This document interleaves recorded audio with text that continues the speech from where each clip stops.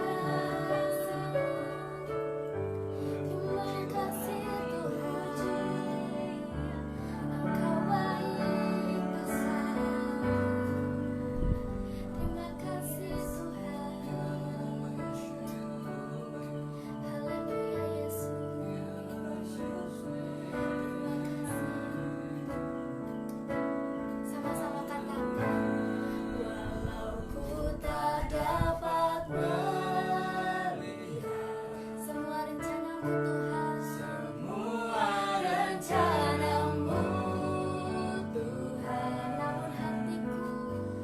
Namun hatiku tetap memandang padamu. Kau tuntun langkahku Walau ku tak dapat berharap, walau ku tak dapat berharap atas kenyataan hidupku. Namun hatiku tetap memandang padamu. Kau ada untukku. namun hatiku Namun hatiku tetap memandang padamu. Kau ada untukku. namun hatiku Namun hatiku tetap memandang padamu. Kau ada untukku. Biarlah kita mau imani pujian ini, biarlah kita tetap mau memandang kepada Tuhan saja. Tiba saatnya untuk kita mau mendengarkan firman Tuhan. Mari kita siapkan hati kita. Kita angkat pujian, hati sebagai hamba.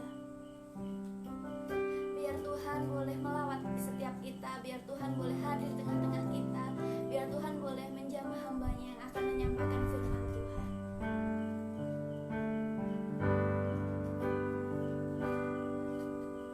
Ku tak membuat apapun juga saat ku datang ke dunia. Ku tinggal semua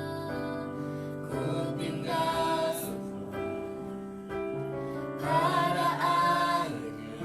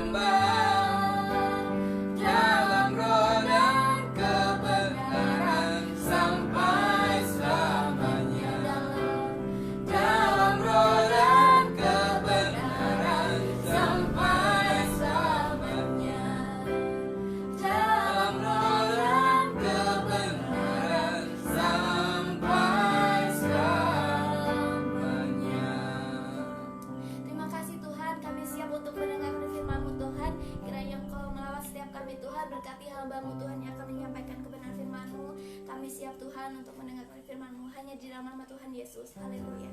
Amin.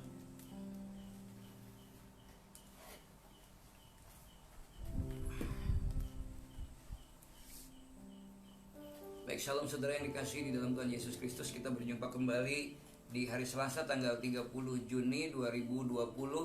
Sudah terasa kita sampai di hari terakhir di bulan Juni ini. Besok kita akan masuk di bulan Juli tanggal 1, tentu dengan semangat yang baru menjelang atau memasuki era new normal hari-hari ini. Saudara, hari ini kita akan belajar bersama-sama firman Tuhan dari Matius pasal 12 ayat 43 sampai 45. Matius 12 ayat 43 sampai dengan ayat 45.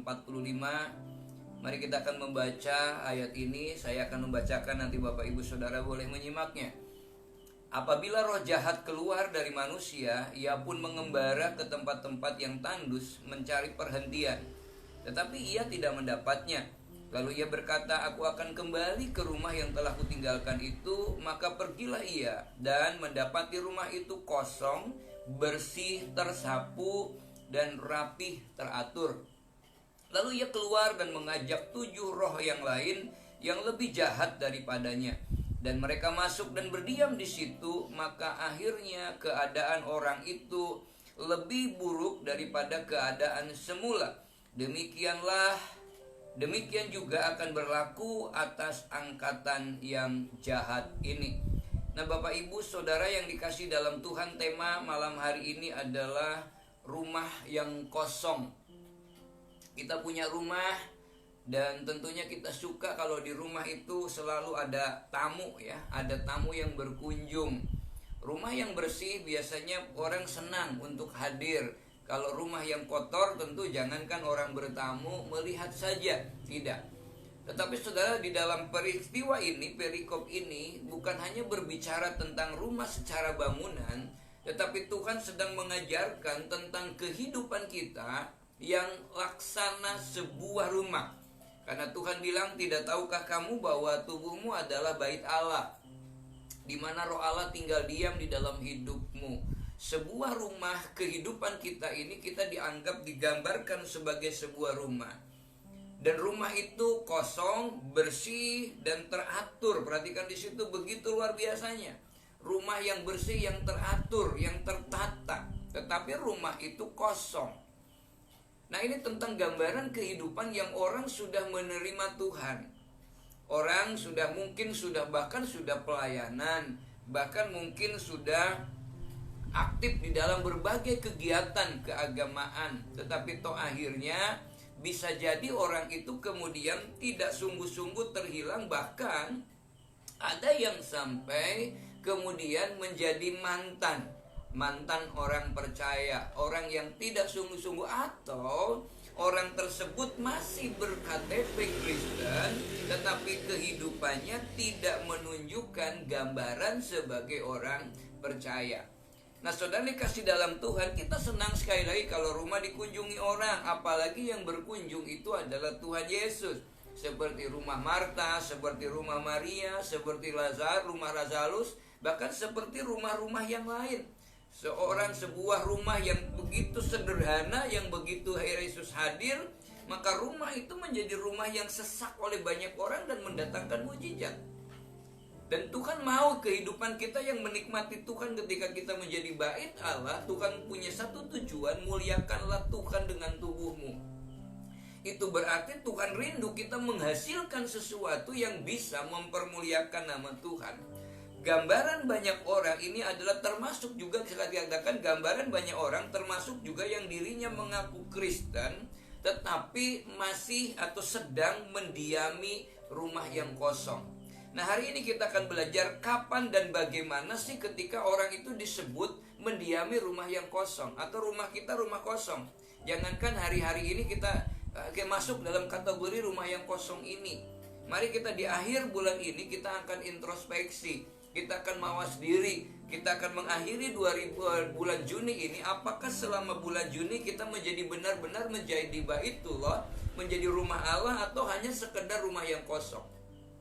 Bapak Ibu sering kasih dalam Tuhan, bagaimana atau kapan rumah itu menjadi rumah yang kosong?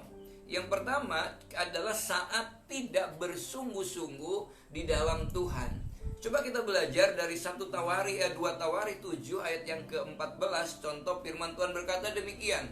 Dan umatku yang atasnya namaku disebut merendahkan diri, berdoa dan mencari wajahku, lalu berbalik dari jalan-jalannya yang jahat, maka aku akan mendengar dari sorga dan mengampuni dosa mereka serta memulihkan negeri mereka. Saudara, yang pertama, yang tidak bersungguh-sungguh. Alkitab menganjurkan supaya kita bersungguh-sungguh diam di dalam Dia. Orang yang bersungguh-sungguh, kalau baca ayat ini adalah orang yang pertama adalah orang yang merendahkan diri, rendah hati. Lawan dari merendah hati, merendahkan diri adalah meninggikan diri. Orang yang sombong, yang mudah tersinggung itu bagian dari sombong. Orang yang minder itu sebenarnya bagian dari sombong yang tersembunyi sebenarnya. Biasanya orang begini sukanya protes, sukanya mengkritik orang, menghakimi orang. Saudara perhatikan, ini kan gambaran kalau hari ini banyak orang yang saling menghakimi, saling menghujat.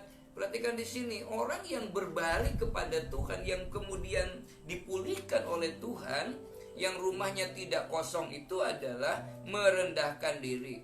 Yang kedua, suka berdoa, bersungguh-sungguh dalam Dia. Cirinya apa? Merendahkan diri. Yang kedua, suka berdoa. Yang ketiga, mencari wajah Tuhan. Ini jangankan mencari wajah Tuhan, kadang mencari wajah dirinya sendiri aja tidak tahu. Ya, orang-orang yang seperti ini kadang tidak mengenal dirinya, bahwa saya ini anak Tuhan, maka saya tentu harus mencirikan, menghasilkan satu identitas sebagai seorang anak Tuhan. Saya orang Kristen. Kalau dulu mungkin minggu ke gereja, mungkin ya, harusnya memang tidak mungkin ya. Tapi sekarang kan, saya sudah tidak ke gereja.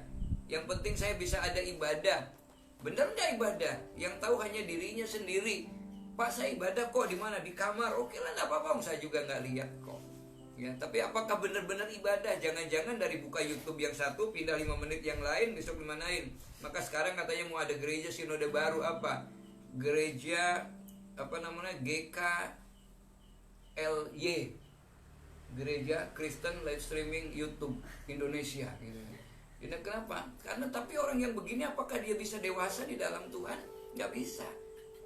Berdoa, mencari wajah Tuhan. Orang yang mencari wajah Tuhan bagaimana nyarinya? Bukan di bawah pohon menyendiri, tapi orang yang selalu menaikkan pujian kepada Tuhan. Coba kita introspeksi sepanjang 2020 atau khususnya bulan Juni ini, kriteria ini masuk nggak? Yang pertama adalah tidak sombong atau suka merendahkan diri. Yang kedua, suka berdoa. Gak tahu worship leadernya suka berdoa apa enggak. Yang kedua, mencari wajah Tuhan. Lalu yang ketiga yang keempat, berbalik dari jalan yang jahat. Artinya orang tuh bukan tidak pernah berbuat salah, tapi dia cepat kemudian mawas diri dan bertobat berbalik. Itu ciri yang pertama ya. Jadi tidak bersungguh-sungguh itu ciri orang. Tapi orang yang bersungguh seperti apa? Yang kedua, saat tidak bersungguh-sungguh seperti apa? Roma 12 ayat yang kedua berkata, janganlah kamu menjadi serupa dengan dunia ini. Saudara perhatikan, serupa dengan dunia.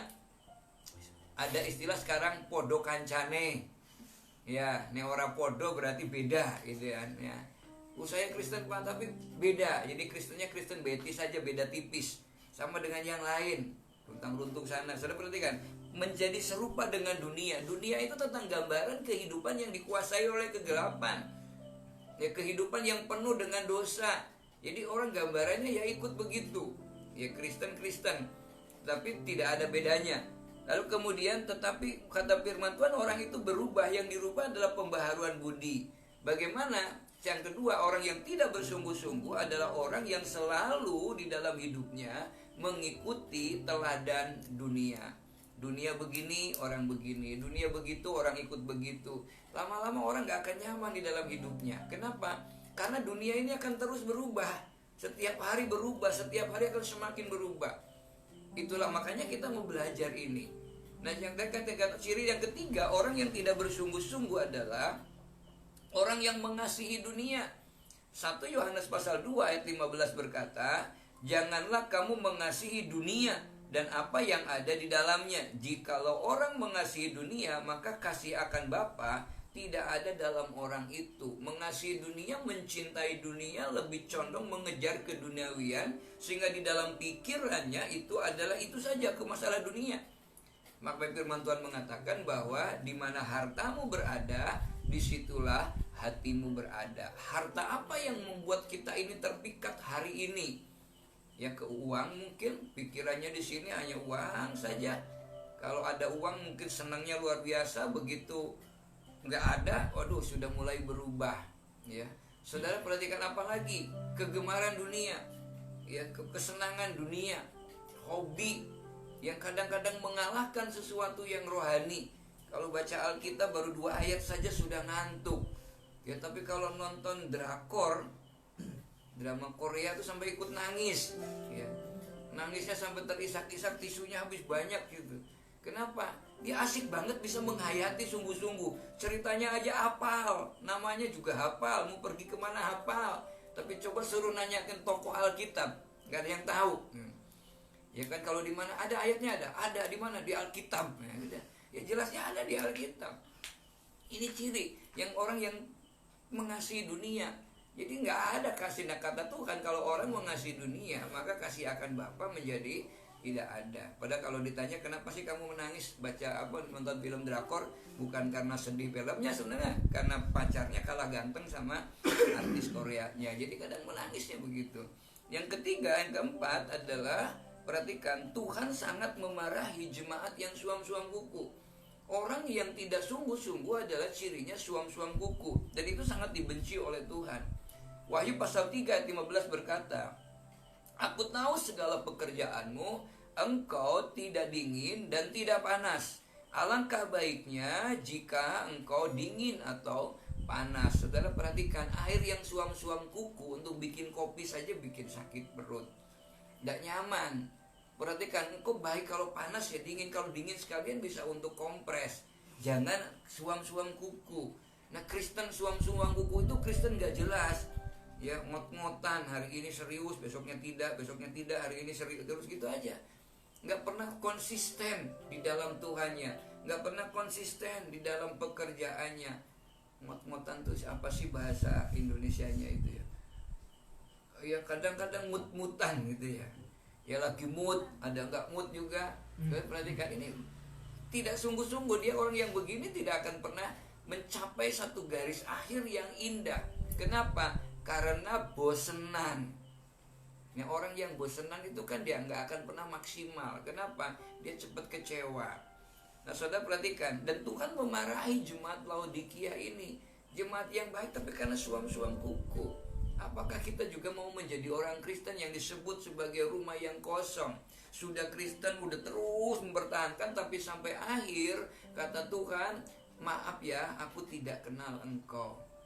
Mari kita belajar di akhir bulan ini, apakah kriteria rumah kosong itu ada di dalam kehidupan kita? Kalau ada, mari kita kembali ke 2 Tawarikh 7 ayat yang ke-14. Kita merendahkan diri, kita berdoa, kita mencari wajah Allah, kita bersungguh-sungguh sampai Tuhan akhirnya memulihkan kehidupan kita. Yang kedua, orang yang masuk kriteria seperti rumah yang kosong adalah orang yang dalam hidupnya memiliki pikiran yang negatif. Pikiran yang negatif itu yang tahu siapa? Hanya dirinya dengan Tuhan, kecuali dia menyatakannya. Bapak Ibu yang dikasih dalam Tuhan, memiliki pikiran negatif itu membuat hidup kita menjadi kosong kehidupannya. Raja Saul itu raja pilihan Allah. Kapan roh Allah pergi dari Saul? Ketika dia berprasangka buruk, memiliki pikiran yang negatif. Dia punya prasangka buruk terhadap Daud. Sampai kemudian Daud yang tidak bersalah, tidak orang yang lugu betul, dia mau bunuh dan dia kejar-kejar. Bukankah di dalam hidup ini sebenarnya kalau orang punya prasangka negatif, yang menderita itu siapa sih? Kalau saya punya prasangka negatif sama Inmas, Begitu ini, waduh Inmas lagi ngapain dia, udah negatif. Begitu senyum, Inmas, senyumnya elek banget. Kenapa? Karena memang sudah negatif dulu. Tapi perhatikan, lihat Pio, Pio pakai baju apapun, memang kenapa? Karena udah negatif dulu. Ya, nanti Pio senyum disangka nyindir, Pio tertawa disangka mentertawakan. Itu orang yang negatif. Saudara perhatikan, di dalam hidup kita, kalau ada orang yang punya dasar hidupnya negatif, gak akan nyaman. Tetangga tidaklah ada angin, pintunya ceder, nanti kita marah, memang tetangga yang selalu ganggu. Kita punya sama begitu. Mari hari ini kalau kita punya pikiran negatif, mulai kita bersadar diri. Karena orang yang negatif itu tidak nyaman. Saudara, kalau jadi pendeta dipikirin negatif terus susah. Pendeta kuru, dipikir kurang berkat. Pendeta lemuk, gendut, dipikir kurang doa. Khotbah pendek dipikir tidak belajar. Khotbah panjang, bosan nih kepanjangan gitu. Saudara, mending lama-lama bisa jadi tidak khotbah. Kenapa? Karena kita nggak bisa menyenangkan banyak orang. Orang yang punya pikiran negatif pasti nggak akan nyaman di dalam hidupnya. Yang kedua, saudara, orang siapa lagi yang pikiran negatif? Ahab. Raja Ahab itu orang pikiran negatif. Saudara, kalau kita belajar kurang apa sih Ahab itu? Dia sudah kaya kok, Raja Ahab, tapi masih pengen saja yang lainnya. Ya, kemudian Daud juga pernah berpikiran negatif juga ketika dia berprasangka. Ketika Abigail datang, dia sudah siap ambil pedangnya. Begitu sudah ketemu Abigail benar, dia naksir juga. Perhatikan orang yang kadang-kadang mulai kecewa, baru begitu tahu belakangnya, ternyata kayak gitu tuh. Malunya kayak apa orang berprasangka. Orang berprasangka lalu kemudian kita deketin dan ternyata orangnya baik, pasti kita akan malu. Nah, saudara dikasih dalam Tuhan, saat memiliki pikiran negatif itu membuat pikiran menjadi kosong. Hari ini coba introspeksi pikiran kita. Bapak Ibu yang dikasih dalam Tuhan, apa yang harus kita lakukan dalam hidup ini? Ketika kita COVID, kadang-kadang orang mulai prasangka, kalau pemerintah tidak diketatkan PSBB, maka kemudian orang ngamuk, pemerintah gak sayang rakyatnya. Begitu di PSBB orang diketatin, dibilang pemerintah juga gak sayang rakyatnya, mereka kelaparan. Ini prasangka. Dalam hidup kita banyak sekali orang berprasangka negatif ini. Saudara perhatikan, padahal kalau kita lihat rencana Tuhan, pasti dia punya hal-hal yang baik. Makanya kata firman Tuhan, orang yang selalu berpikir positif terhadap apapun dan siapapun itu nyaman dalam hidupnya. Makanya kalau kita belajar dari Filipi pasalnya yang keempat, ayat yang ke-8 berkata, orang yang tidak memiliki pikiran negatif itu adalah yang ada di dalam pikirannya adalah semua yang benar, semua yang mulia, semua yang adil, semua yang suci, semua yang manis, semua yang sedap didengar, dan semua yang disebut kebajikan dan patut dipuji, itu yang ada di dalam pikirannya. Jadi dia selalu berpikir positif terhadap orang, selalu berpikir positif terhadap keadaan, selalu berpikir positif terhadap sesuatu yang terjadi, meskipun yang terjadi itu tidak seperti yang kita harapkan. Kenapa? Karena kita tahu bahwa kita ini dituntun oleh Tuhan, kita ini milik Tuhan, kita ini sudah ditebus oleh Tuhan, dan kita ini berharga di hadapan Allah. Nah, saudara, ketika kita berpikir positif, caranya bagaimana? Yang pertama, kalau kita ingin berpikir positif adalah ketika kita memiliki pikiran Kristus. Kalau kita memiliki pikiran Kristus, kita tidak akan pernah menyombongkan diri. Kenapa? Karena Tuhan katakan Dia yang adalah Allah tidak menganggap kesetaraan sebagai Allah sebagai sesuatu yang harus disombongkan. Dia Allah, Dia punya segalanya, tapi Dia rela tinggal di tempat yang menderita. Kalau kita kadang-kadang terbalik, orang yang gak punya apa-apa maunya tampilnya gaya. Saya perhatikan, orang mencarinya cari wah terus, lama-lama wah kasihan kata orang. Ya kenapa? Karena cari wah terus. Saya perhatikan, padahal itu gak nyaman, seperti orang berjalan di bara api yang gak tahu kita kejegur, kebakar. Kenapa? Dan orang yang memiliki pikiran positif adalah ketika kita belajar memiliki pikiran Kristus, melakukan kenosis, dia mengambil rupa manusia. Artinya apa? Dia tahu betul standar hidupnya kok. Yesus tidak pernah tersinggung menghadapi segala sesuatu. Saudara, yang kedua, memiliki firman Allah. Dalam hatiku aku menyimpan janjimu supaya aku tidak berdosa kepadamu. Kalau baca Mazmur pasal 1 ayat yang kedua, yang kesukaannya ialah Taurat Tuhan, yang merenungkan Taurat itu siang dan malam. Sudah perhatikan, yang memiliki firman Tuhan, bukan memiliki Alkitab ya. Apalagi sekarang Alkitabnya sudah di Alkipon, di handphone, atau di Alkipad. Ada di Alkitab, pokoknya minta di-download dulu. Tapi ternyata tidak pernah dibaca juga. Punya Alkitab, tapi apakah dia memiliki? Mari kita mau belajar memiliki firman. Sebab firman itulah yang akan menuntun kita, membimbing kita. Firman Tuhan katakan, firman-Mu adalah pelita bagi kakiku dan terang bagi jalanku. Akan dituntun. Yang ketiga, memiliki Roh Allah. Kenapa? Karena Roh Kuduslah yang akan menuntun kita ke dalam segala kebenaran. Kita dituntun oleh Roh Kudus. Maka setiap hari yuk kita mari minta kepada Tuhan supaya Roh Kudus masuk di dalam hidup kita, supaya Roh Kudus menuntun hidup kita, supaya Roh Kudus menopang kehidupan kita. Sehingga ketika kita mau bergeser ke tempat yang tidak baik, Roh Kudus akan angkat, akan tolong kita dan akan tuntun kita. Inilah resep bagaimana kita memiliki pikiran yang positif. Yang pertama adalah memiliki pikiran Kristus, yang kedua memiliki firman Allah, yang dan ketiga memiliki Roh Allah. Yang ketiga, saudara, bagaimana rumah itu menjadi rumah yang kosong adalah kalau hatinya kosong. Kenapa? Karena segala sesuatu itu dimulai dari hati kita. Mazmur 1 ayat yang ke-1 berkata, berbahagialah orang yang tidak berjalan menurut nasihat orang fasik, yang tidak berdiri di jalan orang berdosa, dan yang tidak duduk dalam kumpulan pencemooh. Perhatikan di sini. Jadi kenapa? Karena dampaknya akan berbeda. Di dalam ayat yang kedua, berbahagialah orang yang kesukaannya firman Tuhan yang merenungkan siang malam. Orang yang merenungkan siang malam, yang hatinya penuh dengan firman, dampaknya dia akan seperti pohon yang ditanam di tepi aliran air, yang akarnya sampai ke sumber airnya, yang tidak pernah layu daunnya dan berbuah pada musimnya.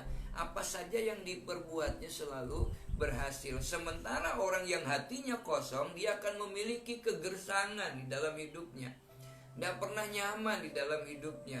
Kalau hujan dia mengeluh karena hujan, kalau panas dia mengeluh karena panas, nggak angin mengeluh karena panasnya luar biasa, melekem. Kalau banyak angin dia mengeluh juga, nggak ada yang nyaman dia. Kenapa? Kosong hatinya. Coba hari-hari ini kita mulutnya banyak mengeluh atau banyak bersyukur. Kalau hati ya segala sesuatu dimulai dari hati kita. Hati kita lah yang akan menentukan apa yang kita katakan. Hati kita lah yang akan menentukan apa yang akan kita perbuat. Itulah ciri orang yang hatinya kosong, dikelihatan betul. Buah yang baik itu akan menghasilkan yang baik. Kalau Bapak Ibu membaca Lukas pasal 6 ayat 45, orang yang hatinya kosong itu adalah kenapa? Karena akan kelihatan betul keluar. Lukas 6 ayat 45 berkata, orang yang baik mengeluarkan barang yang baik dari perbendaharaan hatinya yang baik. Dan orang yang jahat mengeluarkan barang yang jahat dari perbendaharaannya yang jahat. Karena yang diucapkan mulut itu meluap dari hatinya. Ada istilah kalau orang marah itu sebenarnya itu aslinya orang.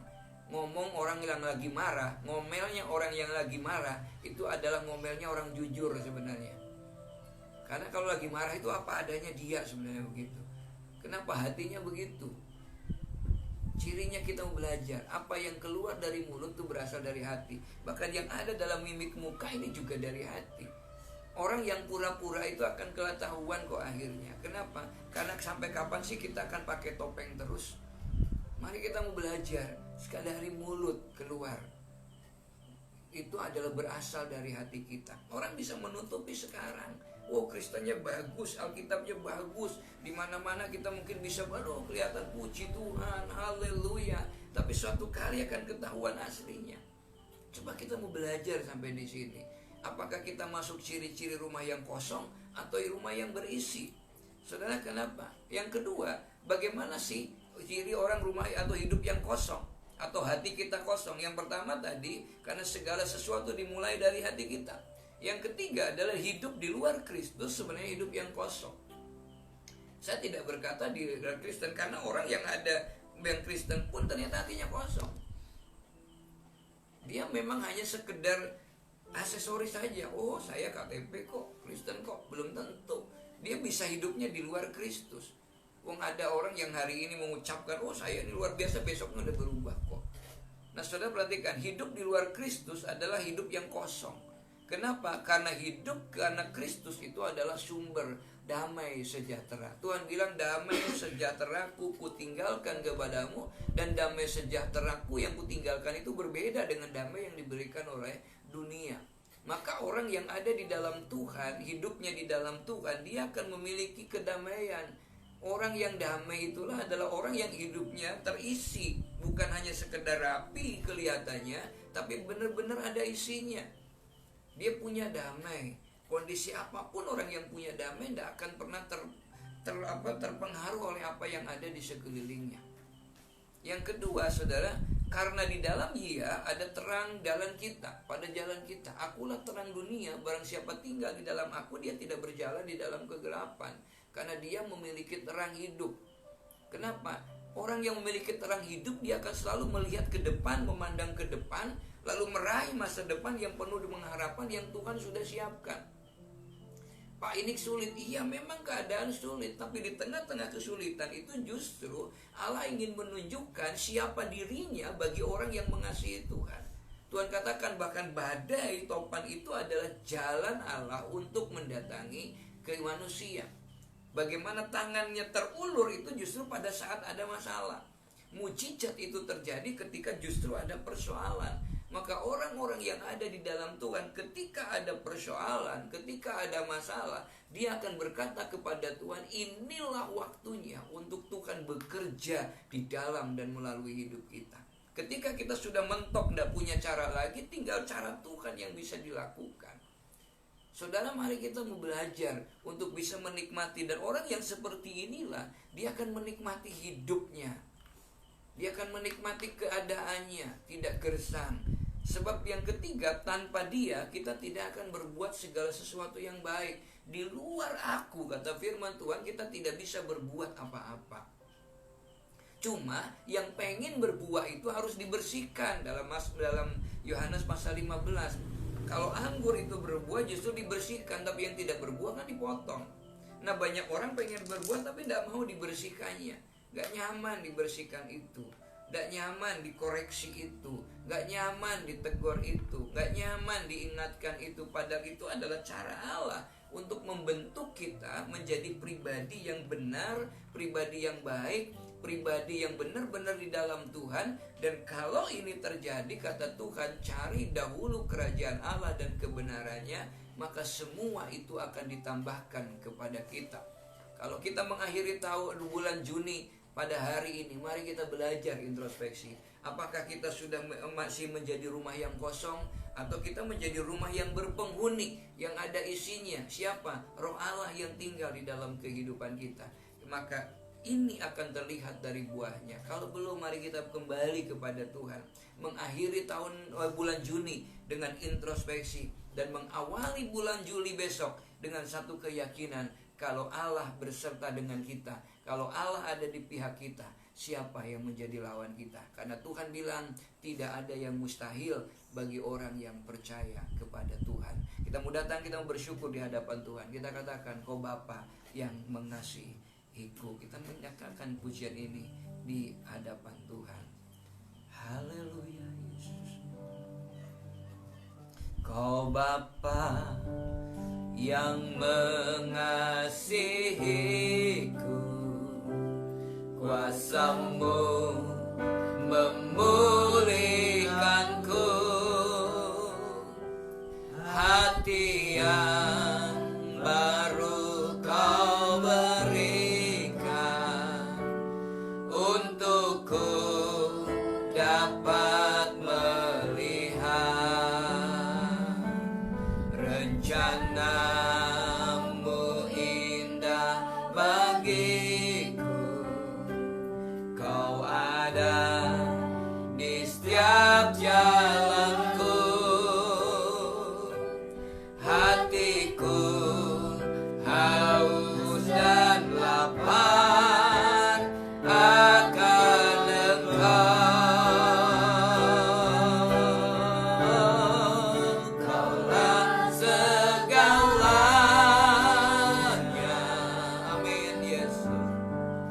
Di dalam hidupku, kerajaanmu, kebenaranmu, itu bagianku. Kaulah yang kupandang. Amin. Selama hidupku,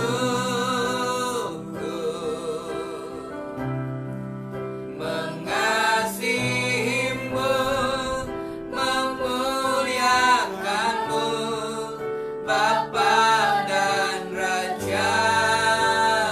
Katakan kaulah segalanya.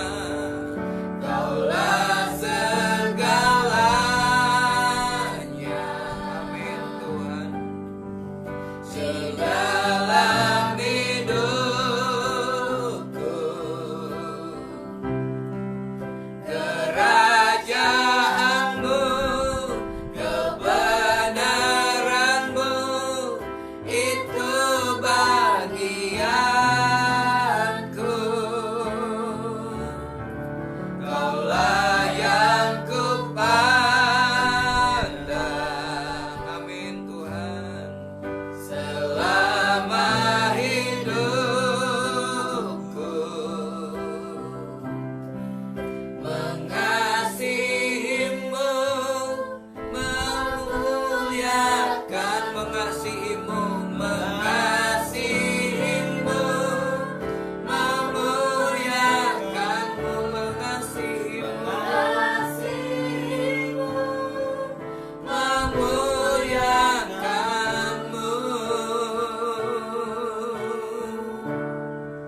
Bapa dan Rajaku.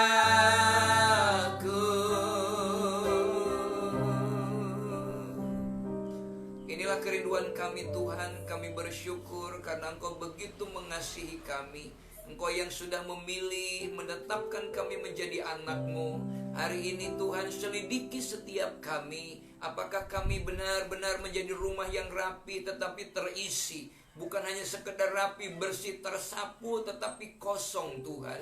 Dan kami rindu kehidupan kami, rumah Roh Kudus ini benar-benar menjadi rumah Roh Kudus, bait Allah yang mempermuliakan Tuhan dengan tubuh kami. Tuhan, kami bukan hanya rumah yang kosong yang tidak berfungsi, tapi kalau kami benar-benar ada di dalam Tuhan, kami benar-benar dipenuhi oleh Roh Allah, penuh dengan firman, kami dipimpin oleh Tuhan, kami menghasilkan buah-buah, di mana melalui hidup kami Yesus ditinggikan.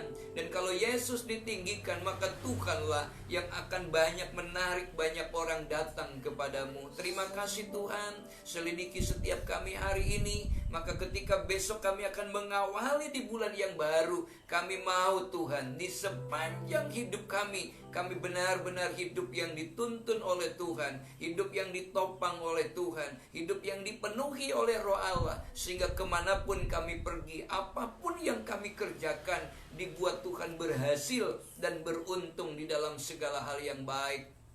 Terima kasih Tuhan, jadilah Engkau menjadi pusat di dalam hidup kami. Siapapun kami, tidak ada yang dibedakan oleh Tuhan. Kami adalah pribadi yang berharga di hadapan Allah. Kami adalah pribadi yang dipilih oleh Tuhan. Maka kami berhak untuk memanggil ya Aba, ya Bapa. Kami mengucap syukur kepadamu Tuhan. Berkati setiap sidang jemaat-Mu, setiap umat Tuhan yang bersama-sama menikmati ibadah ini. Kau berkati mereka semua Tuhan. Kami mengucap syukur kepadamu. Berkati bangsa dan negara kami untuk menghadapi new normal ini Tuhan. Dari pemimpin tertinggi sampai yang terendah, aparat keamanan, berkati semua. Berkati anak bangsa ini Tuhan. Biarlah perpecahan tidak terjadi atas bangsa ini, tetapi benar-benar kami diikat oleh satu kesatuan sebagai negara yang berbineka tunggal ika. Terpujilah namamu. Kami mengucap syukur kepadamu di dalam nama Tuhan Yesus Kristus. kami bersyukur, kami berdoa, dan saatnya kami menerima berkat Tuhan yang Tuhan mau curahkan di dalam hidup kami. Tuhan Yesus, terima kasih. Tuhan memberkati Engkau dan melindungi Engkau. Tuhan menghadapkan wajahnya kepadamu dan memberikan damai sejahtera. Dan Tuhan akan terus memimpin, menuntun, menopang hidupmu dalam damai sejahtera Allah. Mulai hari ini sampai Maranatha, Tuhan Yesus datang yang kedua kali. Yang percaya diberkati Tuhan, sama-sama katakan amin. Tuhan Yesus memberkati. Kita akan berjumpa pada hari Minggu di ibadah yang disertai dengan perjamuan kudus. Kita akan melayani perjamuan kudus keliling di kelompok keluarga. Tuhan Yesus memberkati dan shalom.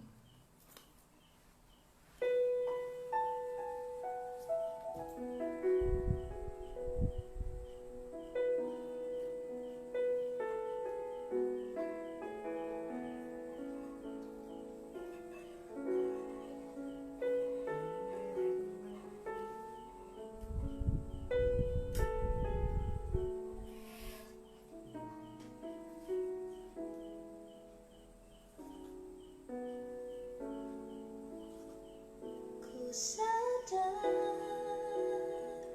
tak semua dapat aku miliki di dalam hidupku, hatiku percaya rancanganmu bagiku adalah yang terbaik. Walau ku tak dapat melihat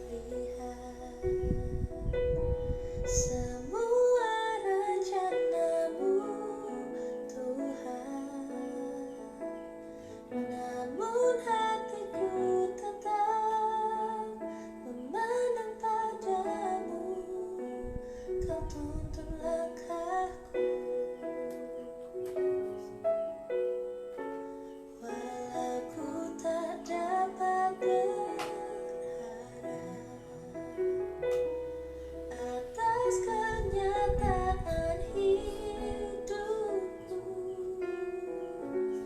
namun hatiku tetap memandang padamu.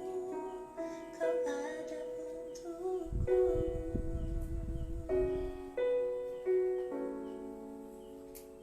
Ku sadar tak semua dapat aku miliki di dalam hidupku, hatiku percaya rancanganmu bagiku adalah yang terbaik.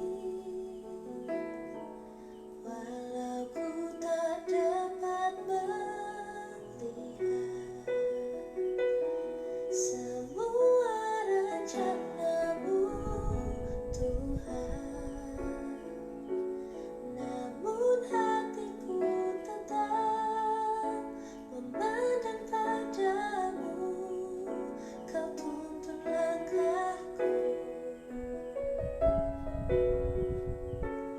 Walau ku tak dapat berharap atas kenyataan hidupku, namun hatiku tetap memandang padamu. Kau ada untukku.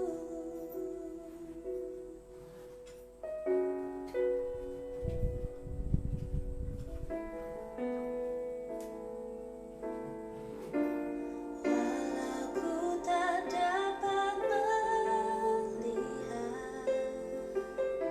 semua rencanamu, Tuhan, namun hatiku tetap memandang padamu. Kau tuntun langkahku. Walau ku tak dapat berharap lepaskan